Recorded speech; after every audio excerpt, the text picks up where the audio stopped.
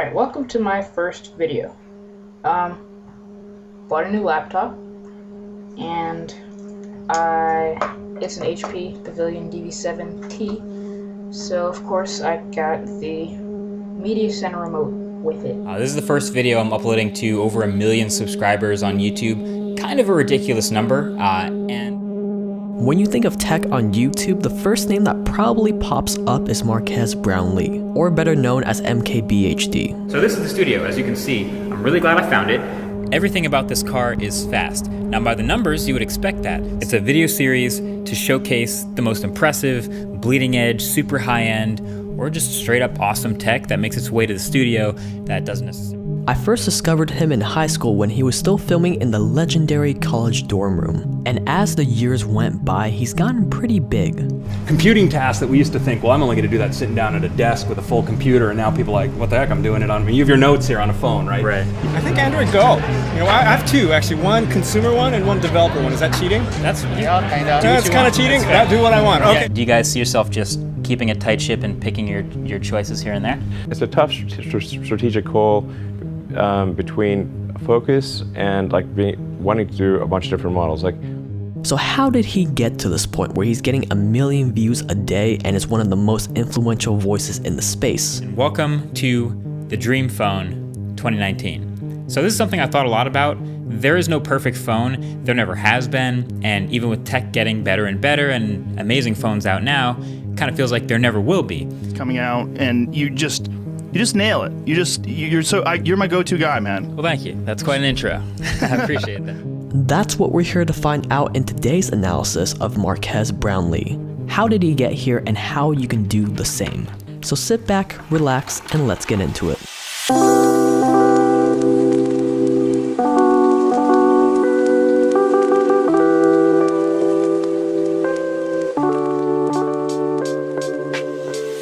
At the time of writing this video, he's creeping up to 10 million subscribers. And since he's never publicly stated it, if we estimate extremely conservatively, he's probably making at least $1,000 a day from YouTube ads alone, or $365,000 per year. But let's be real, it's probably a lot more than that. This is also not including how much he makes through affiliate links, sponsorship deals, and selling his own merch. So yeah, he's making bank. I'm still at a point where like the YouTube ads are probably 40 to 50%. I don't do a whole lot of sponsored stuff. Okay. If I did, that number would be much higher, but I think right now sponsored stuff is probably about 20%. So 40, 20, and then affiliate stuff being another 10. So we're at like, what, 70 now? So I guess, yeah, YouTube ads is probably bigger. YouTube ads is probably 50% of what the streams look like. But it definitely wasn't always like this. To see how it started, we have to take a trip back to the year 2005.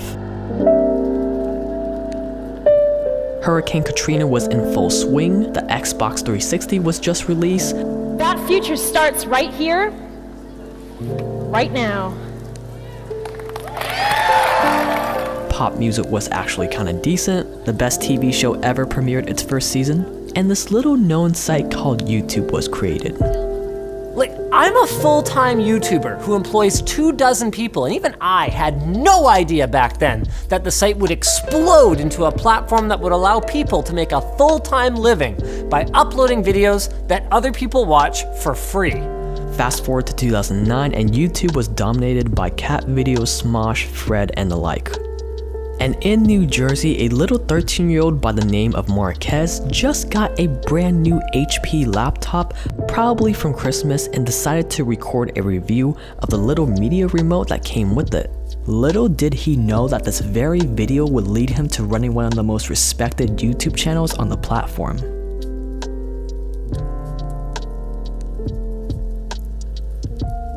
When answering the question on how to make $1 million without having to wait 20 years, ex-Google Facebook tech lead millionaire explained it like this. Right, let's say you don't want to wait 20 years. And that really has to do with riding waves. Waves open up big opportunities for anybody. And it becomes very easy to make money you don't have to struggle so much. There's just going to be opportunity everywhere. And that's what happened to Marques. He rode the wave of YouTube and gained what's called the first mover's advantage. Whether we look at the wave of venture capitalist investors throwing every dollar they had into tech companies during the dot-com bubble, or the wave of real estate since the Great Recession, or the introduction of Apple's App Store or Facebook's apps and the thousands of millionaires that were minted overnight, riding the waves of change makes everything in business easier. You gain support easier, you make money easier, and you grow a lot faster, especially when you're at the very start of a wave and you have that first mover's advantage. Because when Marques launched that first tech review way back in 2009, there was this giant unmet need of tech videos on YouTube. Yet there were basically no other competitors out there besides this channel called NCIX Tech Tips. On top of that, this was around the exact same time that the market of smartphones was just about to explode. And as tech companies kept innovating and impressing the public, this niche of people interested in the latest tech products kept growing. And the best way to meet this niche of tech? YouTube. The obvious answer there is tech has been interesting and important for so long that just being in the tech space generally for that long has done a lot for it. So that was the playing field that Marques was in, an entire giant marketplace where he was free to experiment, improve, make a ton of mistakes, and even take a break from YouTube for a while and still come out on top before all the other tech YouTubers really started flooding in. Where if he started today where there are way more tech YouTubers, the smartphone market isn't growing exponentially anymore, sure, it would still be 100% possible for Marques to grow, but what started as a wave or a blue ocean of opportunity over 10 years ago has slowed down and turned into a little bit more of a red ocean of tech channels. So what's the first reason Marques became the king of tech YouTubers? He had the first mover's advantage and rode the two waves of YouTube and tech. Riding waves and having the first mover's advantage definitely isn't required for success, because if it was, there wouldn't be any other new channels getting any traction. But you gotta admit, having those advantages definitely does help. And as you've seen, these concepts don't just relate to YouTube. In fact, the initial wave of YouTube is pretty much over, but that definitely doesn't mean you can't experience Marques' kind of growth. It might just have to be with another wave in another industry. It's been 10 years since the initial YouTube wave started. The last wave before that was the dot-com wave, which was another 10 years before the YouTube wave started. So who knows, maybe there's another wave happening right now underneath the mainstream radar that you might be the right fit to ride. I've got my eyes on one of them right now, but maybe we'll reserve that for another video.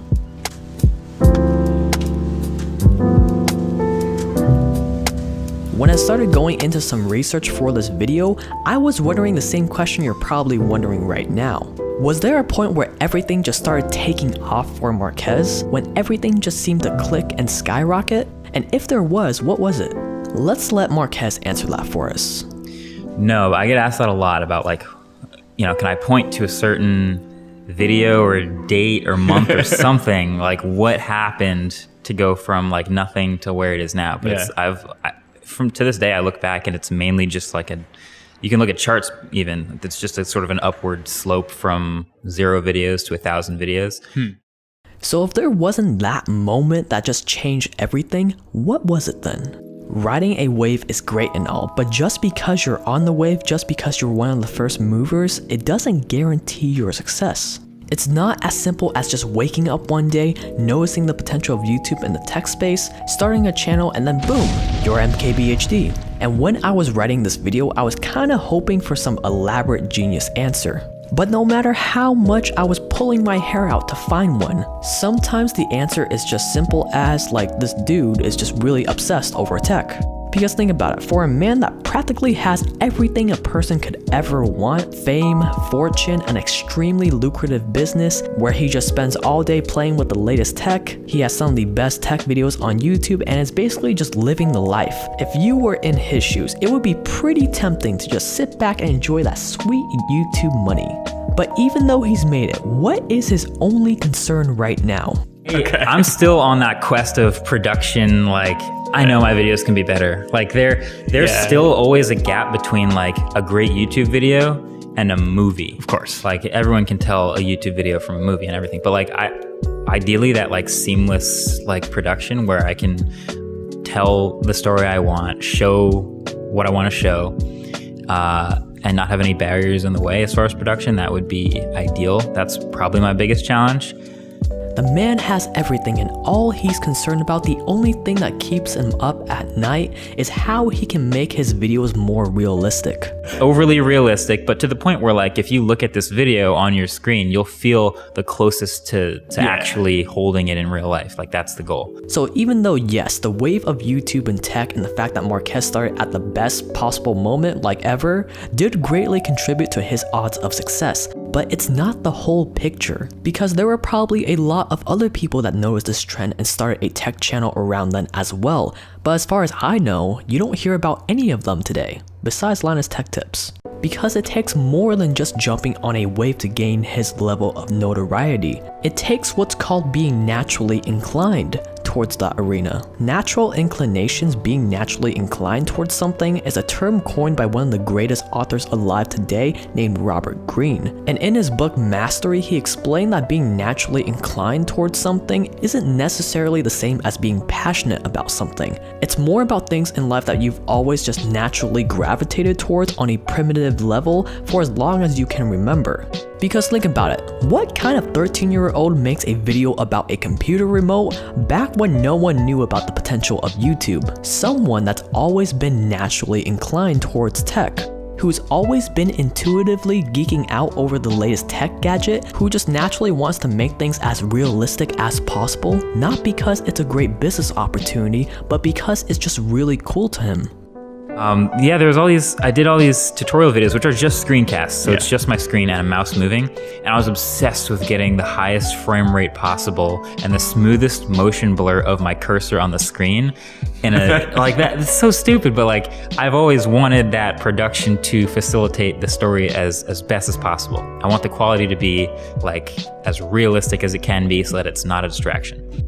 Because if you're not naturally inclined towards what you're doing, if you're just going after it because you see that it's the next big trend, you're not gonna last 10+ years. In fact, you're gonna get pretty damn bored after you review like 100 phones that in retrospect are pretty much the exact same phones except for a few slight nuances here and there. So how did Marques get here? Well, if we look past the great video quality, if we look past all the expensive camera gear and all the cliche crap that everyone talks about like consistency, hard work, and hustle, I think at the core, Marques' success is partially because he rode the wave of YouTube and tech at the perfect time, and he was naturally inclined towards tech enough to be the perfect fit for this wave.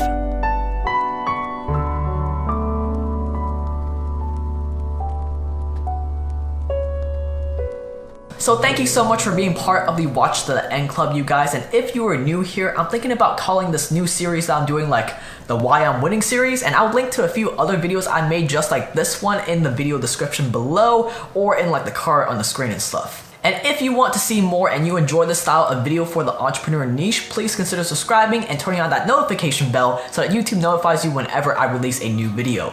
And in classic MKBHD fashion, thanks for watching. Catch you guys in the next one. Peace.